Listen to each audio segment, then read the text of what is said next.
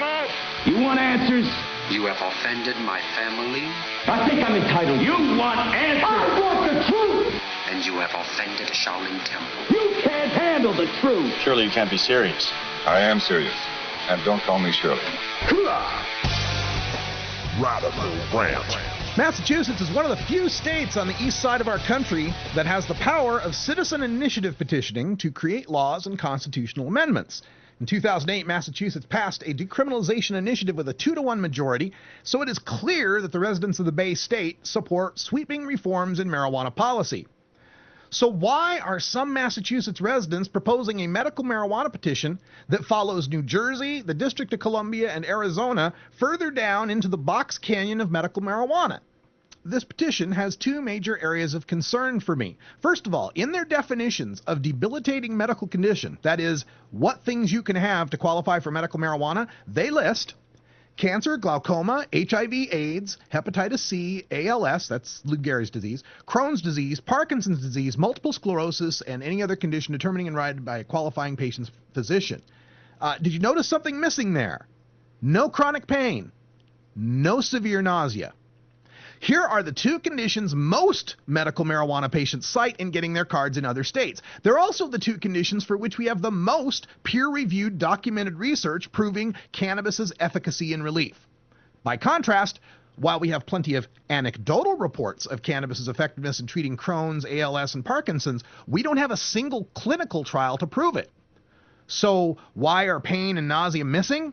I believe the drafters of this initiative are afraid of the too many patients means abuse frame that has been built around people that are using chronic pain as their condition. We've seen it in Oregon. We've seen it all over the place. Oh, they're just getting it for chronic pain, and I'll put the scare quotes around it. Well, guess what, folks? The problem is there's a lot of chronic pain in this country. We have the trump cards to prove this. There are 16,000 tons of aspirin consumed in this country every year. $2 billion every year are spent on over-the-counter pain relievers.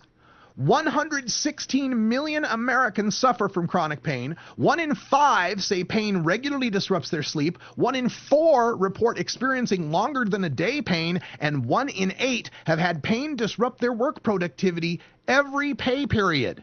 So that's one problem I got with. The other problem in this initiative? The department shall issue registrations for up to 35 nonprofit medical marijuana treatment centers, dispensaries, 35 dispensaries, provided that at least one dispensary shall be located in each county and not more than 5 in a county. The department shall issue a cultivation registration to a qualifying patient whose access to medical treatment centers is limited by hardship, physical incapacity, or lack of a treatment center within reasonable distance. Let me translate for you. Just like Arizona, no home cultivation unless you live far enough away from a dispensary. This seems to be the direction medical marijuana is evolving on the eastern seaboard, locking patients into purchasing marijuana at prohibition prices when they could grow their own at far lower cost. Now, at least they've provided a provision to allow the poorest patients to grow their own. But if you're poor, how do you afford that grow equipment to get it started?